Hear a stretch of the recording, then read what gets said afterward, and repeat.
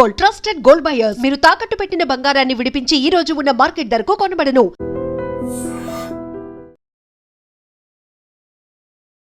వేమలపూడి Vijay alias నందు తమ బిడ్డ మృతిపై అనేక అనుమానాలు వ్యక్తం చేస్తున్నారు ఈ కన్న తల్లిదండ్రులిద్దరు. విశాఖలోని గాజువాక కోర్మనపాలెం రాజీనగర్లో స్నేహితులతో కలిసి ఉంటున్నటువంటి ఈ నందు మృతికి సంబంధించి అసలు ఎందుకు ఎలాంటి డౌట్స్ వీళ్ళు ఎక్స్ప్రెస్ చేస్తున్నారు. ఎంతో ఒక పని చేసుకుంటూ కుటుంబాన్ని పోషించుకోవాల్సిన పరిస్థితిలో ఉంటాడు, నా కొడుకు మా ఇద్దరికి అండగా ఉంటాడు అని అనుకున్న పరిస్థితిలోనే ఇలా అబ్బాయి మృతి చెందటం అనేది ఈ తల్లిదండ్రులని తీవ్రంగా కలవరపాటుకు గురి చేస్తోంది. కన్నీళ్లు పెట్టుకుంటున్నారు, మాకు న్యాయం జరగాలి అంటూ. అసలు వీళ్ళకి వ్యక్తమవుతున్నటువంటి ఆ అనుమానాలు ఏంటి అడిగి తెలుసుకుందాం. అమ్మ, మీ పేరు తల్లి? పేరు యమలపూడి ఈశ్వర్ అండి. ఏ ఊరమ్మ మీది? పెద్ద జడుమూరు గ్రామం.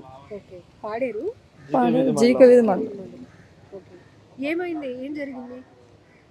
ఏం జరిగిందంటే ఇప్పుడు వాటర్ ఫాల్స్ సర్వీస్ సెంటర్కి వచ్చాడు మా అబ్బాయి. పోయిన నెలలో వచ్చాడు. నెల 15 రోజులు అవ్వింది. నెల పూర్తయి 15 రోజులు అవ్వింది. అయితే ఒక అమ్మాయిని ఇష్టపడ్డాడు.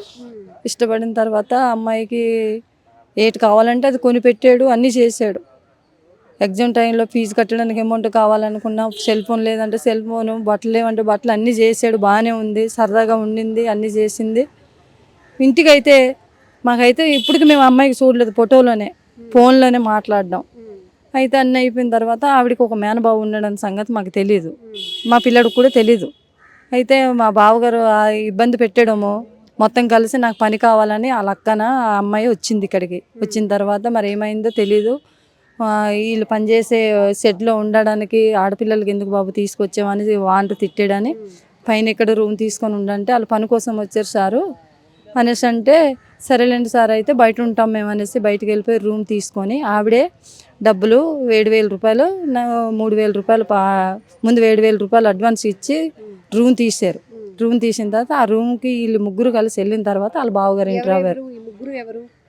ఇప్పుడు ఆ అమ్మాయి నందు ఇష్టపడే అమ్మాయిను, ఆ అమ్మాయి వాళ్ళ అక్క, వాళ్ళ మేనబావ. ఆ బావ ఏం చేశాడంటే, ఇప్పుడు వీడు ఇష్టపడే అమ్మాయికి, నేను ఇష్టపడే అమ్మాయికి మీ బావకి ఎందుకు రప్పెట్టావు, మీ బావని చేసుకుంటానని నువ్వెందుకు అంటున్నావు ఇప్పుడు అని అంటే, మరి వాళ్ళు ఈ అమ్మాయికి వాళ్ళ బావగారు భయపెట్టాడు. భయపెట్టిన తర్వాత మారిపోయి ముగ్గురు కలిసి నా కొడుకుని చంపేశారు. ఎక్కడ ఇప్పుడు వాళ్ళు ఉంటున్న దగ్గరికి మీ అబ్బాయి వెళ్ళాడా నందు?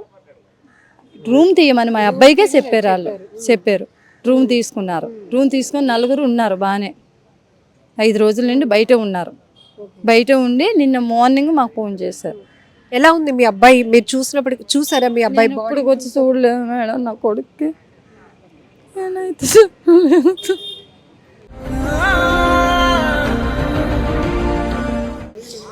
మెడ దగ్గర సున్నితో చుట్టేసినట్టు ఉందండి. మెడలోనే నల్లగా బ్లాక్ అయిపోయి ఉంది. తర్వాత లెఫ్ట్ సైడ్ ఛాతీ మీద గీతలు ఉన్నాయమ్మా, బ్లేడ్తో కోసినాయి. బ్లేడ్ తోటి బాగా రబ్ చేసినట్టు అయిపోయింది. అయితే నాకు ఈ విషయం నాకు ఎప్పుడు తెలియదమ్మా. పిల్లడు ఇప్పుడు 2-3 నెలల నుంచి మాకు పనికి వెళ్ళిపోతానని చెప్పేసి వైజాగ్ వచ్చారు. మా అమ్మగారు రాజీనగర్ రాసాలమ్మ కాలనీ, మా అమ్మగారు మా నాన్నగారు ఉంటారు. నేను ఏజెన్సీ ప్రాంతంలో ఉన్నాను మా మిస్సెస్ గారు చేసుకొని. అయితే నాకు ప్రజెంట్ 2 అబ్బాయిలమ్మ. 2 అబ్బాయిలు కూడా నాకు చేతికి వచ్చిన పిల్లలు. నాకు కష్టానికైనా దేనికైనా వాళ్ళు తప్ప నాకు ఎవరు లేరు. మీరు ఏజెన్సీలో ఉంటారు కదా, ఈ అబ్బాయి ఏం చెప్పి ఇక్కడికి వచ్చేసాడు సిటీ అంటే అమ్మ, ఊర్లో ఉంటే కుర్రోళ్ళతో అల్లరి చిల్లరగా తిరుగుతున్నాడని చెప్పేసి నేను ఒక రోజు తిట్టానమ్మ. తిట్టిన తర్వాత మా ఇక్కడికి వైజాగ్ అత్తమల్ల నానమ్మ వాళ్ళ ఇంటికి వచ్చేస్తుంటాడు. వచ్చిన తర్వాత సరదాగా ఇక్కడ ఉన్న ఫ్రెండ్స్ తోటి కూర్చుంటే వాళ్ళు అన్నారట, అదే ఇక్కడ ఖాళీగా ఉండడం కుదరదు, ఏదో పని ఉంటే చూసుకుందాం అని అంటే వెల్డింగ్ షాప్లోకి వెళ్తానన్నాడు. వెల్డింగ్ షాప్కి నాకు నచ్చదని చెప్పేసి వాటర్ ప్లాంటేషన్కి వెళ్ళిపోయాం. అయితే గత 2 నెలల నుంచి బాగానే డ్యూటీ చేసుకుంటున్నాడు, అంతా బాగుంది. ఈ అమ్మాయితో ఎఫ్ఐఆర్ ఎప్పుడయ్యిందో మాకు తెలదు. నాకు నిన్న ఉదయాన్న ఫోన్ చేసి మా పెద్ద అబ్బాయికి ఫోన్ చేసి అమ్మకు నాన్నకి ఫోన్ ఇవ్వంటే నాకు ఇచ్చారు. ఇచ్చిన తర్వాత మాట్లాడింది. ఏరా అన్నాను అంటే ఏడుస్తున్నాడు. ఏడుస్తుంటే ఏమైంది అన్న అంటే, నాకు భయం వేస్తుంది అన్న అన్నాడు. ఏం బాబు అన్నాను అంటే, లేదు నాన్న, ఆ అమ్మాయి నాకు ఇష్టపడట్లేదు, ఇష్టం లేదంటుంది, వాళ్ళ మేనభావము నాకు బెదిరిస్తున్నాడు అంది. బెదిరించటం ఏంట్రా, నీకెందుకు బెదిరిస్తారు, నువ్వేం సంవత్సరాల కొలది ఏం లవ్ చేయలేదు కదా, నువ్వు లవ్ చేసేవంటే పోనీ అలాగే అనుకుందాం, నిన్న కాక మొన్నే కదా నువ్వు పరిచయం అయ్యో. ఇప్పుడు ఈ అమ్మాయి ఎక్కడమ్మా, ఏ ఊరు? మా ఊరు పక్కన చింతపల్లి పక్కన అండి, పాడేరులో జీమాడుగులు అన్నవరం, అక్కడ లోతుగడ్డ అన్నవరం, లోతుగడ్డ అన్నవరం. లోతుగడ్డ అన్నవరం లోపల మా ఊరు.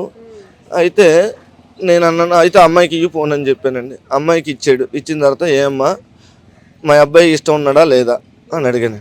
ఎలా ఉంటుంది అమ్మాయి? మీరు మాట్లాడారా? నేను మాట్లాడాను అమ్మ, ఫోన్లోనే మాట్లాడాను. స్పష్టంగా బాగానే మాట్లాడింది. లేదు అంకుల్ నేను ఇష్టపడట్లేదు అంది. మరి ఇష్టం లేని అన్నదానివి ఎందుకు అమ్మ దగ్గర సెల్ల కొనిపించుకున్నావు, బట్టలు కొనిపించుకున్నావు, చేతికి నీకు డబ్బులు నాకు నిన్నే చెప్పాడమ్మా ఆ విషయం. అందరికి ఫ్రెండ్స్ కుర్రోళ్ళకి తెలుసమ్మా ఆ విషయం, నాకు తెలదు. ఎందుకంటే నాకంటే భయం కుర్రోడికి. నా ఎంత ఎత్తుంటాడు, నా మీద ఎత్తు పొడవు, బలమైన కుర్రోడు. నాకు రాత్రి నిన్న చెప్పిన తర్వాత నిన్న ఉదయం 7:30 నుంచి 8:15-9 గంటల దాకా మాట్లాడాడమ్మా.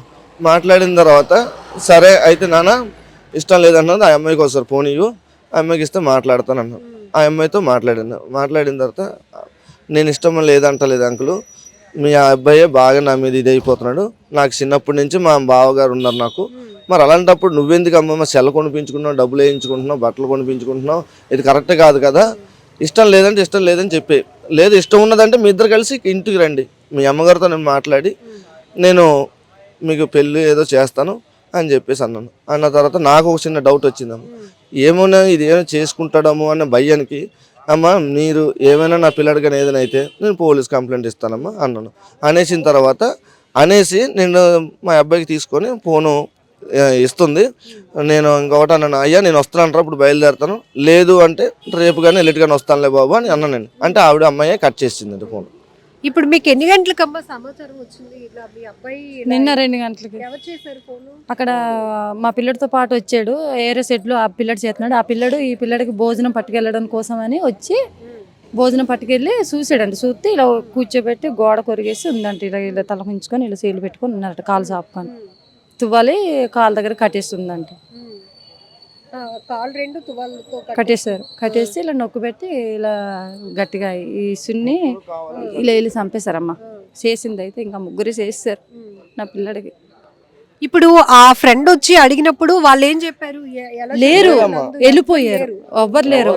రూమ్ రెంట్ డబ్బులు ఉన్న మిగతా 3,000 కట్టేసి, ఫస్ట్ 7,000 ఇచ్చారు, తర్వాత 3,000 కట్టేసి వెంటనే వాళ్ళు వెళ్ళిపోయారంట, తలుపు తీరేసి. అవును నందు రాలేదుండు నా దగ్గరికి, ఎందుకు బామ్మర్ది రాలేదుండు, పాపం భోజనం ఏం చేసాడో లేదో, నిన్న నైట్ గొడవ అయింది, ఏమైందో ఏటో, నేను పొద్దులేసి వెళ్ళలేదు అని కరెక్ట్ 2 గంటలకు భోజనానికి ఇడిచిపెట్టిన తర్వాత పిల్లడు భోజనం పట్టుకొని వెళ్ళి చూస్తే ఇలా తలుపు దగ్గర చూస్తే, ఏరా కూర్చున్నావు, వెయిటింగ్ చేస్తున్నావా, లేగలేగా అనేసి అన్నాడు. ఎవరు లేరని, సరదాగా ఉంటారు ఇద్దరు, సొంత మా చిన్న వాళ్ళ అబ్బాయి కూడా తమ్ముడు అనుకున్నాడు. తీరం చూసి బాబు అని ఇలా చేయి టచ్ చేశాడట, ఇలా అయిపోయాడు. అంటే ఇలా చేయితాడు, మళ్ళీ జబ్బగడు కూడా ఇలా అయిపోయి గవ్వాలు వాటర్ తెచ్చి మొహం కొట్టినా సురుకాలేదు. అయితే అప్పుడు వెంటనే ముక్కుదారి చేయడితే ప్రాణం పోయింది. బాబు ఏమైపోయిందో ఏటని వెంటనే మళ్ళీ సెట్ దగ్గర పారిపోయి, ఆ సెట్ దగ్గర ఇంకొక కుర్రోడికి రమ్మని చెప్పి, అప్పుడు ఆ పిల్లడి దగ్గర ఈ పిల్లడి దగ్గర ఫోన్ లేదు, ఈ ఫోన్ తీసుకొని ఆ ఇద్దరు కలిసి అప్పుడు ఫోన్ చేశారు మాకు 2 గంటలకి. సంసారం జరిగిన తర్వాత వాళ్ళకి అమ్మాయికి కానీ వాళ్ళకి ఎవరికైనా కాల్ చేస్తే వాళ్ళ ఫోన్ మాట్లాడుతూ స్విచ్ ఆపేశారు. ఈ పిల్లడి ఫోన్ కూడా పట్టిపోయారు, సిమ్ము బయట పారేశారు. ఈ పిల్లడి ఫోను పట్టిపోయారు, సిమ్ము బయట తలుపు దగ్గర పారేసిపోయారు. ఇప్పుడు ఇద్దరు మీ అబ్బాయిది అమ్మాయిది వయసు ఒకటే ఉంటుందా? లేదమ్మా, మా అబ్బాయిది 18 సంవత్సరాలు, ఆ అమ్మాయిది 23 సంవత్సరాలు. 23 సంవత్సరాల ఏజ్. అయితే అమ్మాయి నాసుకు కొద్దిగా కురసగా కనబడుతుంది, మా అబ్బాయి హైట్ ఎక్కువ, హైట్ బలమైన మనిషి. నేనే ఇంకా కుర్రలా ఉంటాను ఆ పిల్లడి దగ్గర, అంత ఎత్తులో ఉంటాడు. అమ్మ తల్లి ఇప్పుడు కొడుకును పోగొట్టుకున్నటువంటి బాధలు మీరు ఉన్నారు, ఏం న్యాయం కోరుతున్నారు మీరు? మాకు ఏ న్యాయం అయినా సరే ప్రాణానికి ప్రాణం కావాలి సార్ మేడం, మాకు ప్రాణానికి ప్రాణం కావాలి. నా కోరిక అయితే అదే ఉంది, నాకు డబ్బు సహాయం వద్దు, ఈ సహాయం వద్దు, ఏ సహాయం వద్దు, నాకు ఆ ప్రాణానికి ప్రాణం. ఆ తీసిన ఓడికినా ఆ తీసిన నమ్మక ద్రోహం చేసిన దానికి ప్రాణం తీసేయాల, అవసరమైతే నేనే తీసేస్తాను ఆవిడకి ఇద్దరికి. తల్లి మీరు చెప్పండి, ఇప్పుడు ఆ అమ్మాయి అంటుంది కదా నాకు ఇష్టం లేదు, మీ అబ్బాయి వెంట పడుతున్నాడు అని. ఇష్టం లేదు అన్న కారణం కూడా ఉంది మేడం, ఎందుకంటే ఇతను భయపెట్టాడు, బావగారు భయపెట్టిన రూపంగా ఆవిడ కొనిపించుకోకూడదు కదా, అది మళ్ళీ పని చూడు అనేసి బావగారిని అక్కగారిని ఇక్కడ తీసుకురాకూడదు కదా, రూమ్ చూడని చెప్పకూడదు కదండి. ఇలా చేశారంటే కావాలని రూమ్ తీయించి అన్ని చేసి వీళ్ళు 3 కలిసి చంపేద్దామని చేద్దామని వచ్చారు, ప్లాన్ ప్రకారంగా చేశారు మేడం. నాకైతే 2 వ్యక్తులు కావాలా, ఆ ఇద్దరు వాళ్ళ ముగ్గురు ఈ ఒక్కరితో వస్తే వాళ్ళిద్దరు కూడా వస్తారు. వాళ్ళ బావ వస్తాడు, వాళ్ళ అక్క వస్తుంది, ఆ పిల్ల కూడా వస్తుంది కదా. ఇచ్చారు, తీసుకున్నారు. ఇక్కడ నుండి మాకు జీకే వీధి ఎంటర్ అయింది అనుకో, జీకే వీధి నుండి అక్కడికి వెళ్తారు మేడం. వాళ్ళకి మేటన్నది వస్తారు. మేము బాడీని తీసుకెళ్ళిన దాన సమాధి అయితే మేము చెయ్యం. డైరెక్ట్ అవసరం అయితే వాళ్ళ ఊరు తీసుకెళ్ళిపోయి వాళ్ళ ఇంటి ముందాల పెట్టి వాళ్ళకి పెడతాం. అమ్మాయి వాళ్ళ ఇంటి ముందు. నేనంటే అదే చేద్దాం అనుకుంటున్నాను మేడం. మళ్ళీ ఇలాంటివి ఈ మధ్య జరుగుతూనే ఉన్నాయి. మీరు కూడా తల్లిదండ్రులుగా బిడ్డను కోల్పోయిన బాధలో ఉన్నారు. ప్రేమ అది ఎలా ఎప్పుడు వస్తుందో తెలియదు. కొంతమంది సెటిల్ అయ్యి చక్కగా పెళ్లి చేసుకొని జీవితాన్ని రన్ చేస్తుంటే, కొంతమంది ఆ పేరుతోని మోసపోతున్నారు. అందులో మీ అబ్బాయి ఒకడు ఇప్పుడు ఏకంగా ప్రాణాలే పోయాయి. ఇప్పుడు సపోజ్ ఉదాహరణంగా అబ్బాయిని ప్రేమించారు మీరు, మీ బావగారు ఉన్నారన్న సంగతి అబ్బాయికి తెలియదు. అబ్బాయి వల్ల మీరు ఎంతో సుఖపడ్డారు.